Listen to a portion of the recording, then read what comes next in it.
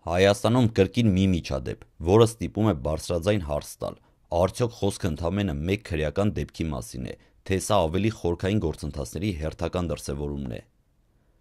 Մահափորձ, բազմաթիվ կրակոցներ, ռուսական համարանիշներով ավտոմեքենա և գործ, որը ակամա կապվում է մեկ տարի առաջ տեղի ունեցած աղմկարույց սպանության հետ։ Այս տեսանյութում մենք չենք հնչեցնի մեղադրանքներ, չենք զբաղվի ասեկոսեներով, այլ կփորձենք լուրային, փաստական ձևով ներկայացնել այն, ինչ այս պահին հայտնի է և հասկանալ, ինչ հարցեր են մնում բաց։ Ըստ Armlur.am-ին հասած նախնական տեղեկությունների, մահափորձը իրականացվել քրեական հեղինակություն Չաղ Ռուստամի, Ռուստամ Ստեփանյանի հորուղությամբ։ Նույն աղբյուրի փոխանցմամբ կրակոցները իրականացրել են 2 անձ, և նախնական տվյալներով գործադրվել է 2 հրազեն։ Հրազենի կիրառումը, կրակոցների քանակը և գործողության կազմակերպված լինելը միջադեպը դարձնում են առանձնահատուկ ուշադրության արժանի։ Մահափորձի ընթացքում արձակվել է մոտ 11 կրակոց։ Կարևոր է ընդգծել, այս տվյալները նախնական են և ենթակա են ճշգրտման քննության ընթացքում։ Շամշյանը դեպքի վայրից հայտում է լրացուցիչ մանրամասներ, որոնք ամբողջացնում են պատկերը։ Ըստ այդ տեղեկությունների, դեպքի վայրում քրեական և համայնքային ոստիկանությունները հայտնաբերել են ռուսական համարանիշներով Toyota մակնիշի ավտոմեքենա։ Ավտոմեքենայի վարորդի կողային դռան վրա արձանագրվել են մոտ 9 կրակոցի հետքեր, իսկ մեքենայի հարակից տարածքում հայտնաբերվել են կրակված պարկուշներ։ Այս հանգամանքը վկայում է, որ կրակոցները կատարվել են ոչ թե պատական, այլ նպատակային և ինտենսիվ ձևով։ Առաջին հայացքից կարող էր թվալ, որ խոսքը հերթական քրեական միջադեպի մասին է, սակայն դեպքը լայն արձագանք ստացավ այն պատճառով, որ թիրախը հանդիսացել է անձը, որը անմիջական կապ ունի արդեն իսկ հայտնի քրեական գործի հետ։ Այս պահին քրեական հեղինակություն Չաղ Ռուստամը, Ռուստամ Ստեփանյանը գտնվում է կալանքի տակ։ Նա մեղադրվում է մեկ տարի առաջ տեղի ունեցած քրեական հեղինակություն Ֆազի սպանությունը կազմակերպելու մեջ։ Եվ հենց այստեղ է առաջանում գլխավոր հարցը, որը քննարկվում է թե մեդիայում, թե հանրային դաշտում։ Արդյոք այս մահափորձը կարող է կապ ունենալ Ֆազի սպանության հետ։ Արդյոք սա վենդետայի դրսևորում է, թե գոյություն ունի այլ շարժառիթ, որը դեռևս հայտնի չէ հանրությանը։ Լրատվամիջոցները նշում են, որ այս հարցի պատասխանը պետք է տա միայն քննությունը։ Այս փուլում չկա որևէ պաշտոնական հաստատում, որը միջադեպը ուղղակիորեն կապ ունի նախորդ աղմկարույց սպանության հետ, բայց կապի հավանականությունը չի անտեսվում նաև լրատվական դաշտում։ Այս պահին դեպքով զբաղվում են իրավապահ մարմինները, քննչական գործողությունները շարունակվում են, պաշտոնապես չի հաղորդվում, կան արդյոք ձերբակալվածներ, ինչ ուղղություններով է ընթանում քննությունը և ինչ վարկածներ են առավել առաջնային։ Սա բնական է նման դեպքերի համար, քանի որ նախաքննության շահերից ելնելով տեղեկատվության մի մասը չի հրապարակվում։ Մեկ տարի առաջ հանրային մեծ արձագանք ստացավ քրեական հեղինակություն Ֆազի սպանության գործը։ Այս դեպքը սկզբից ի վեր համարվեց բարդ, բազմաշերտ և զգայուն քրեական գործ, քանի որ այն առնչվում էր քրեական աշխարհի տարբեր շերտերի միջև հնարավոր հակասություններին։ Ֆազի սպանության գործը իրավապահ մարմինները առաջ քաշեցին մի շարք վարկածներ, իսկ քննության ընթացքում գործը ստացավ առանձնապես կարևոր նշանակություն։ Կարևոր է հիշեցնել, մինչև այսօր դատարանը վերջնական դատավճիռ չի կայացրել, և գործում բոլոր անձինք համարվում են անմեղ, մինչև մեղավորությունը ապացուցված չէ օրենքով սահմանված կարգով։ Ըստ հրապարակված տեղեկությունների, քրեական հեղինակություն Ռուստամ Ստեփանյանը այս պահին գտնվում է կալանքի տակ։ Նրան մեղադրանք է առաջադրվել Սերգեյ Գրիգորյանի սպանությունը կազմակերպելու համար։ Այս հանգամանքը ինքնին գործը դարձնում է ոչ միայն քրեական, այլ նաև հանրային ուշադրության կենտրոնում գտնվող թեմա։ Սակայն կրկին ընդգծենք, մեղադրանքը դեռևս դատավճիռ չէ, և գործի վերջնական հանգուցալուծումը կախված է դատարանի որոշումից։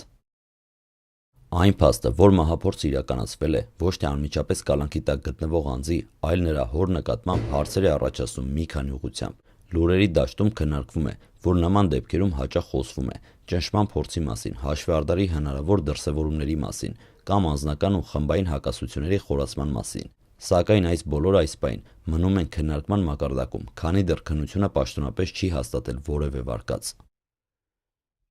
Armlur-ը իր հրապարակման մեջ բարձրացնում է կարևոր հարց. արդյոք տեղի ունեցածը կարող է լինել վենդետայի դրսևորում։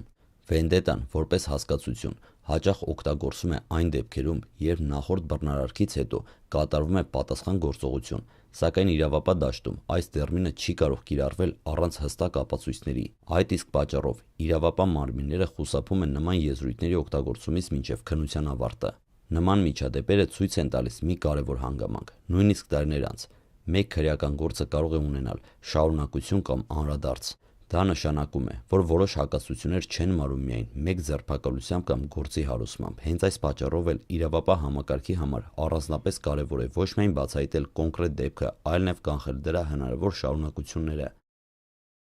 Հասարակության համար նման դեպքերը բնականաբար առաջացնում են հուզական արձագանք, սակայն լուրային դաշտում կարևոր է պահպանել մի սահման, չանցնել ենթադրություններից դեպի պնդումներ, չմեղադրել առանց դատական որոշման և չխաթարել անմեղության կանխավարկածը։ Այս տեսանյութի նպատակը ոչ թե դատելն է, այլ տեղեկացնելը։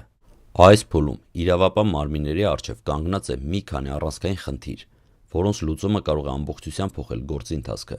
Նախ, անհրաժեշտ է պարզել, ինչպես եւ որտեղից են շարժվել կրակողները, ինչ դեր է ունեցել հայտնաբերված ռուսական համարանիշներով ավտոմեքենան եւ արդյոք այն անմիջականորեն կապ ունի դեպքի հետ։ Երկրորդ կարևոր հանգամանքը կրակոցները քննական ու գործադրված հրազենի թիվը, ըստ նախնական տվյալների, գործադրվել է 2 հրազեն, ինչը կարող է վկայել նախապես ծրագրավորված գործողության մասին, սակայն կրկին ընդգծենք, սա չի նշանակում վերջնական եզրակացություն, քանի դեռ չկա պաշտոնական հաստատում։ Ամենաշատ քննարկվող հարցերից մեկը մնում է նույնը. արդյոք այս մահափորձը ուղղակի կամ անուղղակի կերպով կապ ունի Ֆազի Սերգեյ Գրիգորյանի սպանության հետ։